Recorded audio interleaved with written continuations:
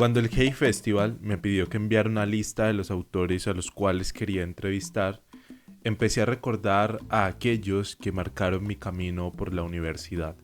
Entre ellos, por supuesto, estaba Juan Cárdenas.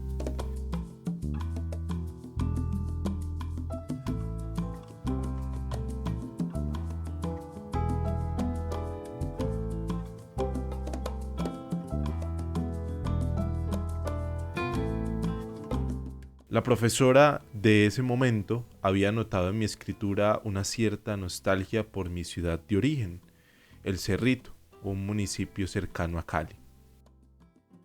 Constantemente escribía en ese taller sobre la importancia de los cañaduzales, sobre el viento de la tarde, sobre mi abuela, la casa grande. Seguramente todos esos detalles hurgaron en su biblioteca mental y me dijo en una asesoría: deberías leer a Juan Cárdenas. Escribió un artículo sobre Cali y todas estas olas de manifestaciones. Además, tiene un libro increíble, se llama Elástico de Sombra.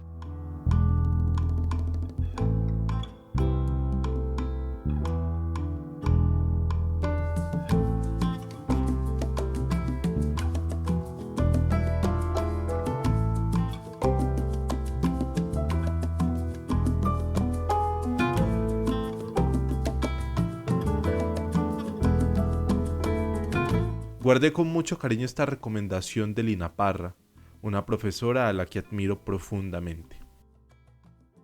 El artículo al que hacía referencia la profesora se titula El pueblo unido de Cali es el terror de los poderosos.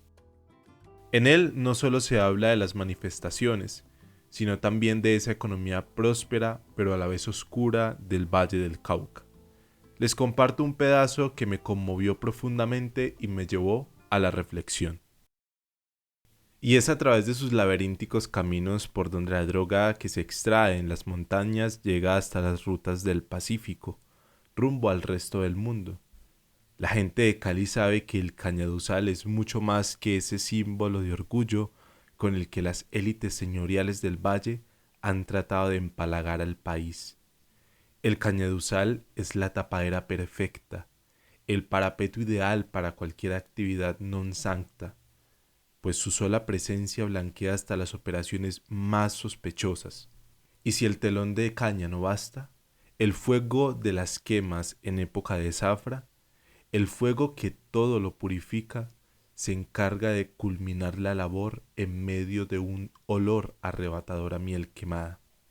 Como único indicio urbano de la gran llamarada nocturna, al día siguiente cae sobre los barrios del sur una delicada ceniza negra que flota en las piscinas de los ricos y percude las sábanas de los pobres tendidas al sol.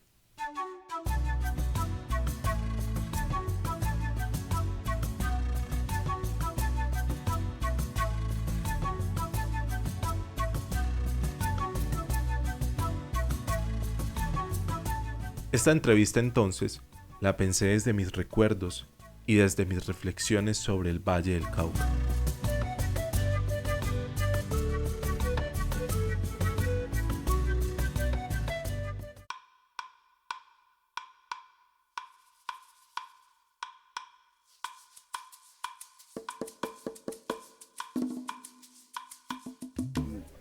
Mira, tiene tanta importancia que me cuesta incluso elaborar un discurso muy coherente sobre el territorio porque además em, incluye como un montón como de reflexiones, es como un pequeño sistema de ideas sobre el territorio. Entonces, em, al final, pero sí te puedo responder algo como puntual y es que em, el territorio para mí por encima de todo es como un tejido de historias. O sea, lo que hace que un territorio sea vivo, utilizable, por eso que vos me decís por ejemplo, de cómo te sentís cuando estás leyendo y que sentís el espacio, el olor, los lugares. Eso es gracias a que ya en el mundo, ya los humanos hemos creado como un tejido narrativo. Entonces, a mí lo que me interesa es tratar de ver de meterme ahí adentro de ese tejido, ver de qué está hecho y explorarlo, ¿no? Ver cómo funciona ese tejido. Entonces, y es importante, creo yo, porque, claro, uno cree que el territorio son las cosas, uno cree que el territorio es, em, digamos, la materia de las cosas allá afuera, pero en realidad lo importante lo que hace un territorio es, son esos cuentos, son esas anécdotas, son esas historias, son esas percepciones. Entonces por eso creo que es chévere, creo que es mi aproximación al territorio viene por ahí, ¿no? Y por supuesto porque tiene una dimensión política y una dimensión utópica, ¿no? El territorio también es como un espacio soñado, un espacio eh, donde la gente imagina su futuro, donde la gente se arraiga en un pasado, pero también imagina un futuro.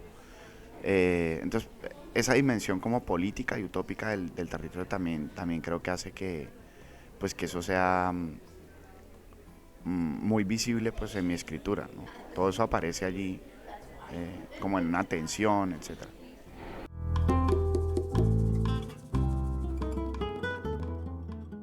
Los dos maestros sudaban aguapanela hirviendo, apenas protegidos por las latas agujereadas del paradero de buses. Llevaban más de una hora esperando, y don Sando, el anciano maestro, maestro de maestros, empezó a pensar que el sol ya estaba con ganas de hornearlos, de quemarles hasta el último concho de manteca humana y dejarlos convertidos en dos carboncitos secos.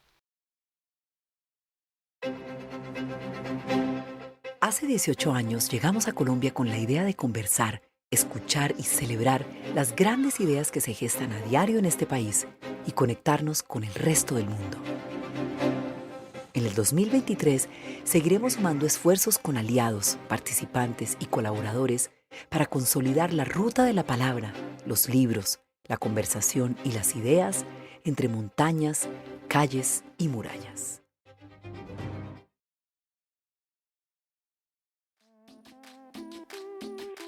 Fue a eso de más o menos las 5 de la tarde que me confirmaron la entrevista con Juan Cárdenas.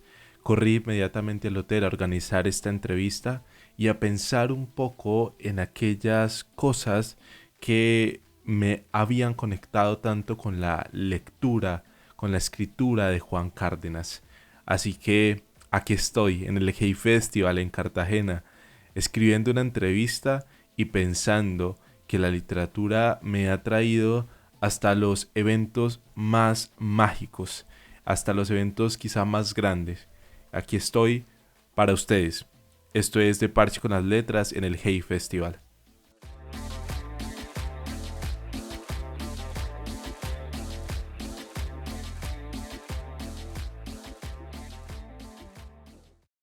Segunda etapa de la entrevista. Los escritores son magos y Juan Cárdenas lo sabe hacer muy bien.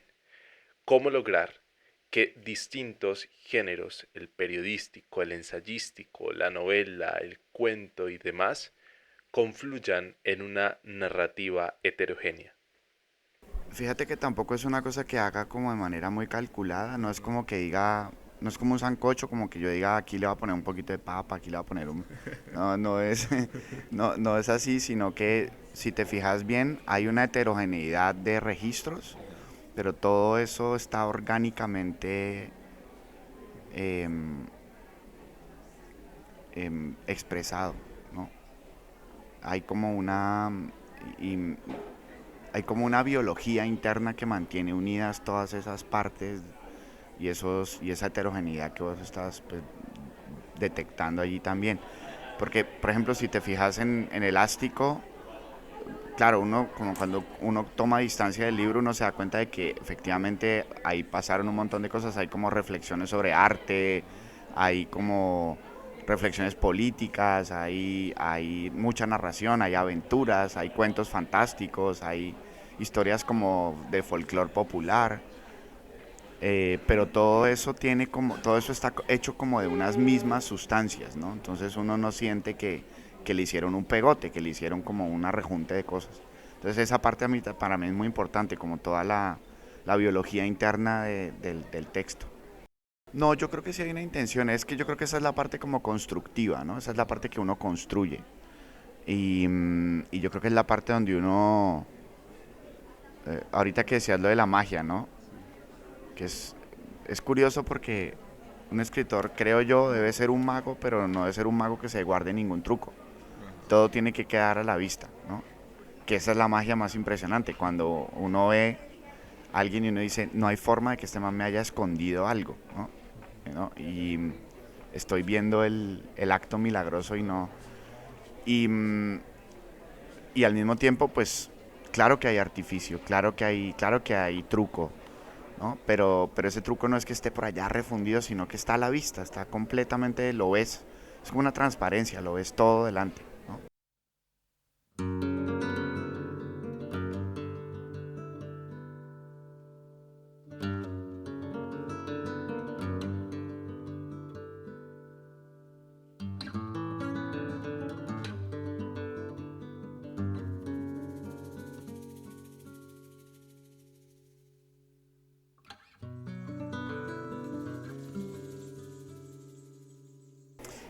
Es que fíjate que el proceso de escritura también es como una indagación. Y si es una indagación honesta y real, uno llega a un punto donde uno mismo, es decir, el escritor, el autor, el narrador, eh, no saben tampoco las respuestas a esas preguntas. Es decir, cuando uno llega a unos límites realmente en la indagación, se encuentra como con, yo diría que como con misterios humanos, misterios de lo humano, o misterios de la vida, misterios de la naturaleza. Entonces, cuando uno entra ahí en esa zona límite de lo que se puede conocer, de lo que se puede decir, pues obviamente salen puras preguntas, no puede salir otra cosa. El lenguaje solo se puede organizar como pregunta, como forma de pregunta cuando uno entra ahí en esa zona como liminar de misterios, ¿no? En la mayoría de entrevistas, de conversaciones que he leído sobre Juan Cárdenas, mucho se habla de una obra panfletaria. ¿Por qué? Ah, eso lo dije yo mismo. Sí, sí. Eso lo dije yo mismo, justamente para provocar a los tontos que... Es que, bueno, esto sería una respuesta muy larga, pero no quiero aburrir a la audiencia, menos a vos. Pero sí, te voy a decir rápidamente que venimos de unas décadas donde se ha producido una exigencia muy fuerte para que los escritores y las escritoras no se politicen, no hablen políticamente. Y sobre todo para crear una desconexión entre la forma artística, la forma, y, y la política emancipadora, la política que nos va a liberar, la política con la que podemos imaginar otro mundo, con la que podemos imaginar una salida al atolladero civilizatorio en que estamos. Entonces se ha producido una presión para que eso se desconecte. Entonces es como si los escritores tuviéramos que cuidar la pureza de la forma y no mancharla de política. Eso es una estupidez. Es una estupidez porque en la realidad y en el mundo todo ya en el mundo está absolutamente contaminado y manchado. Entonces, obviamente que es una presión ideológica para que los escritores no digamos eso. Entonces, cuando yo digo eso de que mi obra es panfletaria, pues lo digo obviamente para provocar, para decir que efectivamente yo sigo interesado en que pensemos cuáles son las relaciones entre la forma y la política y y la acción política. Entonces, no sé, como que cada época inventa las maneras en las que los escritores deben ser despolitizados, ¿no? Entonces, ahora mismo estamos viviendo una época donde justamente la gente dice, ay no quiero parecer despolitizado. Entonces, hay como unas alternativas, el mercado te ofrece unas alternativas. Entonces puede ser un ecologista light, un feminista light, un antirracista light, y ya cumpliste con tu cuota de politicidad en la literatura. Eso pasa, ¿no? Pero a mí me interesa realmente la pregunta vieja, profunda, por esa relación entre política y literatura, y trato obviamente en mis libros de dar una respuesta a eso. El arte y la política, Juan, es una discusión y casi que una conversación diaria. Twitter, por ejemplo, es una cloaca para este tipo de discusiones. ¿En algún momento han intentado censurarte? ¿Han intentado censurar tus libros? No, pues en mis libros, no, en mis libros, lo único que mis libros han recibido siempre es como yo diría que han sido recibidos de manera calurosa, no han sido recibidos con frialdad. Lo que pasa es que nunca he tenido como un super hit. Todos mis libros son como de lenta recepción y esa recepción lenta va generando muchos lectores, como una masa de lectores. Y eso ha sido también bonito, como esa recepción, esa manera de la recepción de los libros.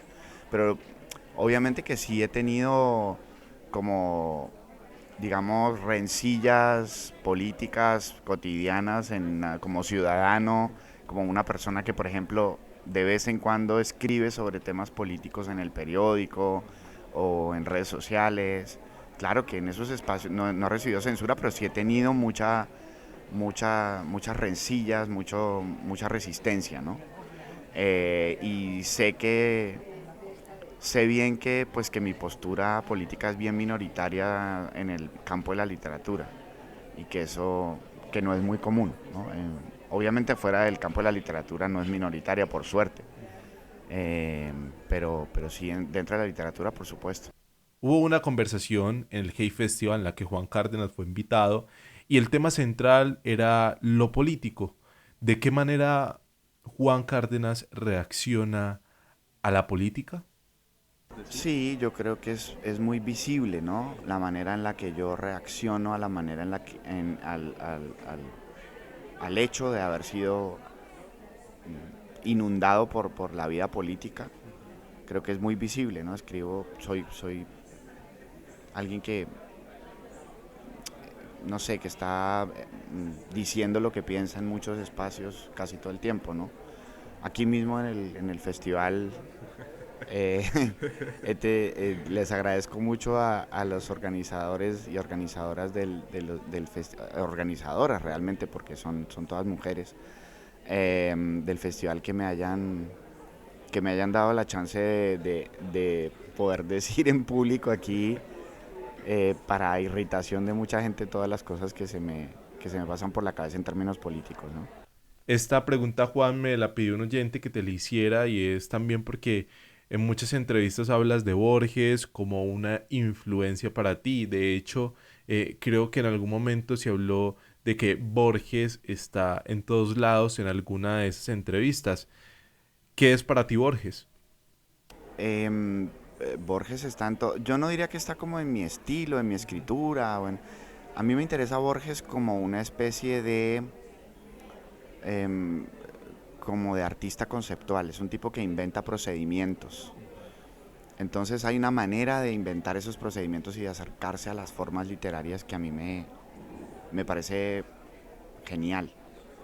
Y me parece como muy operativo. Me sirve para imaginar mi propia aproximación a la forma. Entonces la influencia de Borges es permanente. Yo diría que está tan presente dentro de mis libros que ya ni se nota, ¿no? Es cuando algo ya te lo comiste tanto que lo digeriste y ya es tuyo y forma parte como de tu sistema. Eso es Borges para mí, yo creo. Es alguien que ya está demasiado metido en el sistema al punto de que ya ni lo ves. En una entrevista, Juan, te preguntaron cuál es la noticia que siempre has esperado leer y usted respondió que una izquierda democrática, liberal y moderna gobierne en mi país. Con este cambio de gobierno, ¿usted cree haber leído ya esa noticia? Ya, claro que sí, la leí. Lloré mucho el día que eso pasó porque me parecía que cuando se cumple un sueño es una cosa muy impresionante. Y obviamente pues no soy ingenuo, ¿no? O sea, yo sé que cuando eso pasara iban a empezar a surgir 800 millones de problemas más. Pero todo esto que nos está pasando es bueno. Todo esto que nos está pasando al país. Yo diría que todo esto que nos viene pasando desde el momento en que empezaron los acuerdos de paz con las FARC, todo ese proceso, y que tiene una continuidad, por supuesto, en el triunfo de Petro y Francia Márquez, eso es muy bueno. Ese proceso que se inició allí con el proceso de paz es salud. Salud mental, espiritual, psíquica para este pueblo tan enfermo. Y la pregunta cliché de todos los periodistas, Juan, ¿qué viene? No tengo ni idea porque terminé mi novela más reciente, la terminé como en mayo del año pasado. Desde entonces he estado escribiendo como ensayos que todavía no he publicado en ninguna parte. Tengo un montón de proyectos, de cosas como pendientes que tengo que hacer, libros encargados, cosas así que tengo que hacer, pero como en términos así de novela y eso, estoy en la incertidumbre total, todavía no sé qué voy a hacer ahora. Seguramente viene algo muy bueno. Vamos a ver. Gracias, Juan. No, a vos.